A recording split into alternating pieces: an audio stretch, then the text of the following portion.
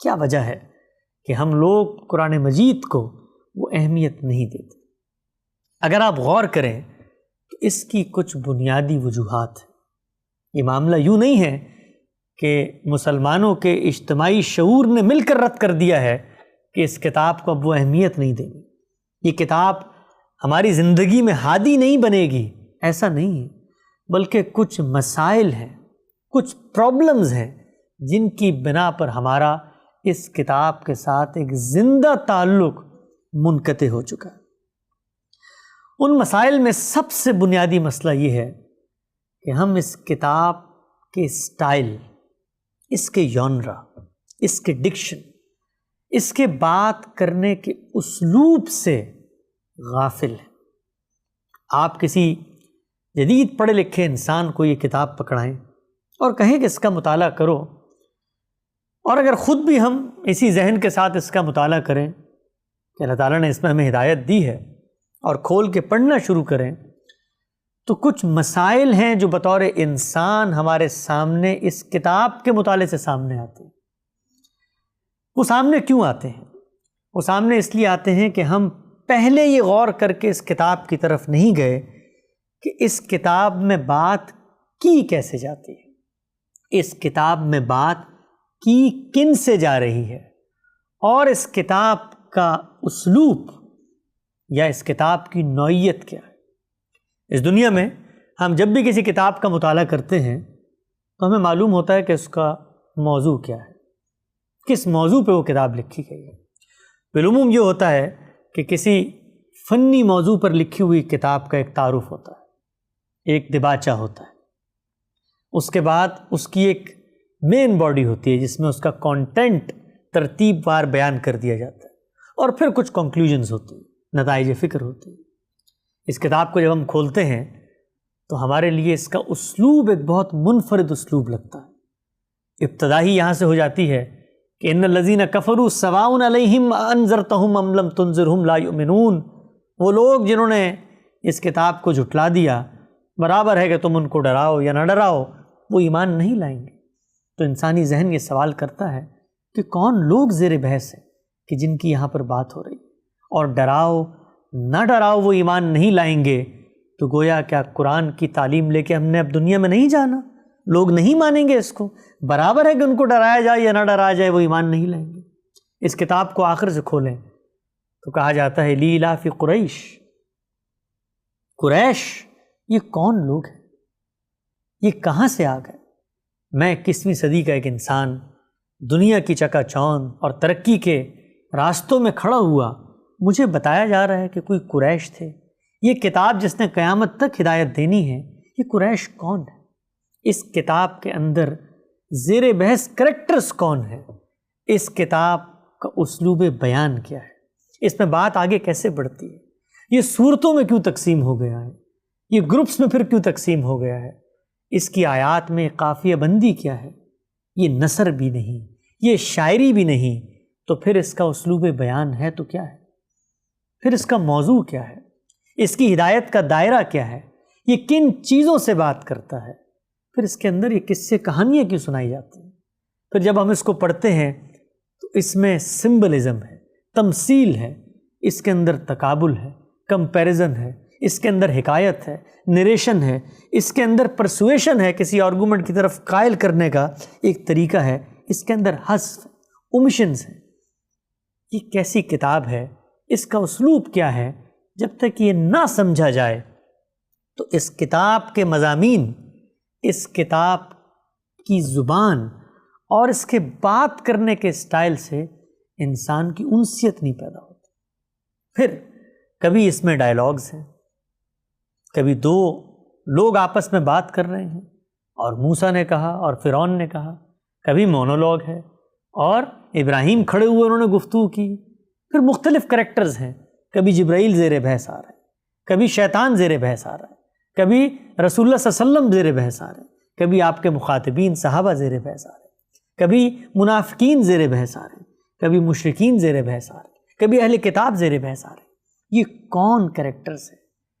ان کے مابین کیا تعلق ہے؟ پھر اس میں قصے سنائے جاتے ہیں، پرانی کہانیاں ہیں، پرانی پرانے اسباق ہیں، پرانے انبیاء کی تہذیب اور ان کی داستانیں ہیں، یہ کیوں سنائی جا رہی ہیں؟ یہ کیوں کہا جا رہا ہے کہ دیکھو بنی اسرائیل اوفو بعہدی، کہ تم اپنے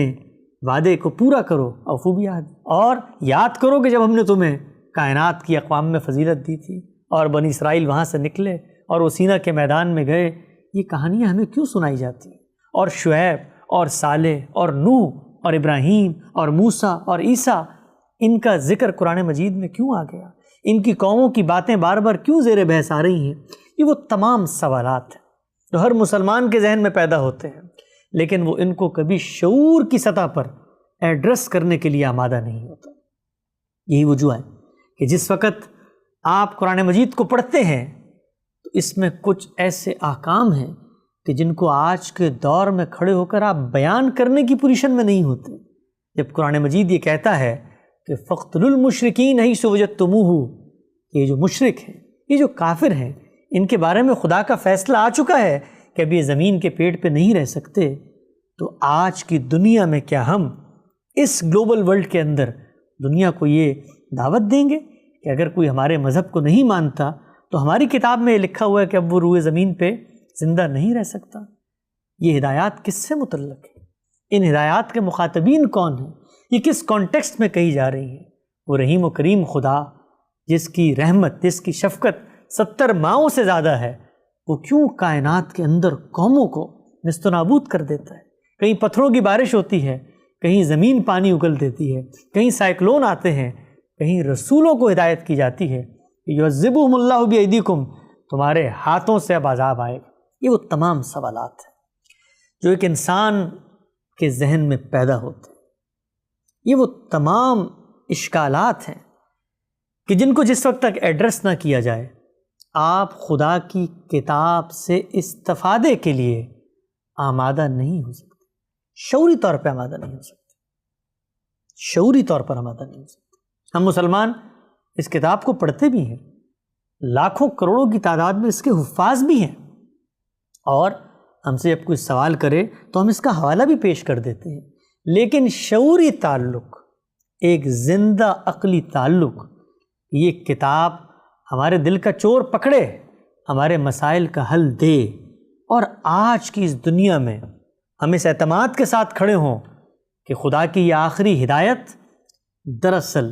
انسانوں کو زندگی گزارنے کا سب سے سیدھا، سب سے سادہ اور سب سے آسان اور سب سے واضح رستہ فراہم کرتی ہے۔ عزیزان من، قرآن مجید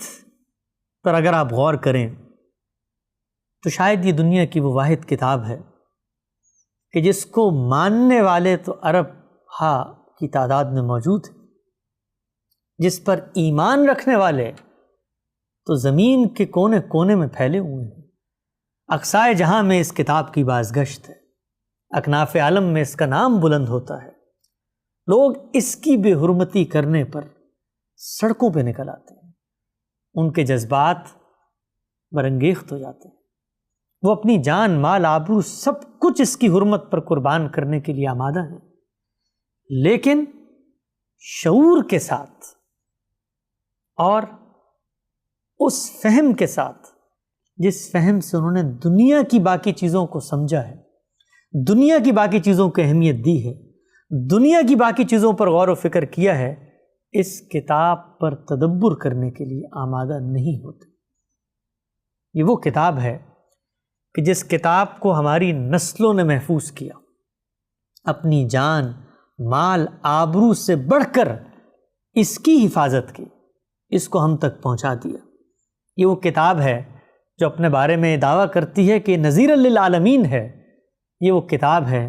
جو دعویٰ کرتی ہے کہ تمہارے اختلافات کا فیصلہ میری ہی میزان اور میری ہی کسوٹی اور میری ہی بساط پر ہوگا، لیکن ہم مسلمان اس قدر بدقسمت ہیں کہ اس کتاب کی موجودگی کے باوجود، ذرا تصور کیجئے، ہم چونکہ روز یہ باتیں سنتے ہیں،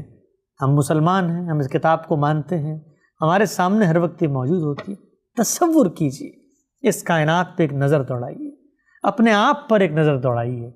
جب آپ کو یہ باور ہو جائے کہ خدا موجود ہے تو ذرا تصور کیجئے کہ وہ خدا آپ کے ساتھ گفتگو کر رہا ہے، پروردگار عالم آپ کے ساتھ ہم کلام ہے۔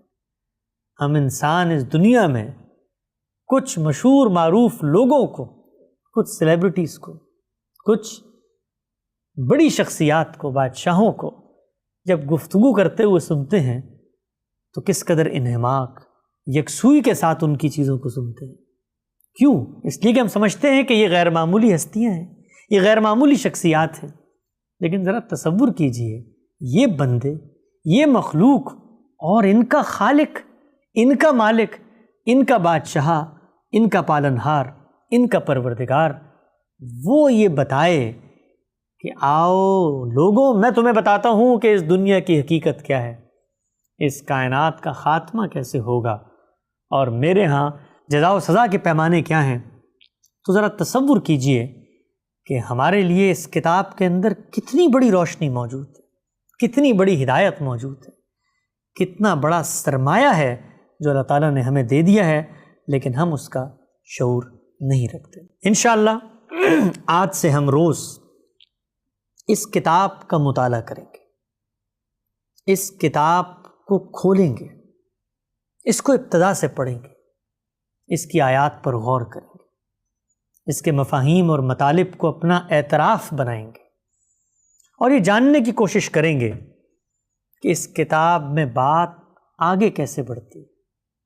اس کتاب کا اسٹائل اور ڈکشن کیا ہے، اس کتاب کے مخاطبین کون کون ہیں، وہ کون سی ہستیاں ہیں جو اس کے کریکٹرز ہیں، جو اس میں زیر بحث ہیں، اس کتاب میں کن کن مقامات پر سمبلزم، نریشن، اومیشن، پرسویشن اور کمپیریزن کے اسالیب استعمال ہوئے ہیں، کیسے اس میں بات آگے بڑھتی ہے، اس کی صورتوں میں مضامین کو تقسیم کیوں کر دیا گیا ہے، اس کا موضوع کیا ہے، اس کا مضمون کیا ہے، جس کے گرد اس کی آیات، اس کی صورتیں گفتگو کرتی ہیں، اور پھر سب سے بڑھ کر اس کا ہم سے کیا مطالبہ ہے۔ اس کی آیات پر غور کر کے ہم یہ جاننے کی کوشش کریں گے کہ ہم اس دنیا میں اس کتاب سے ایک زندہ تعلق کیسے پیدا کر سکتے ہیں۔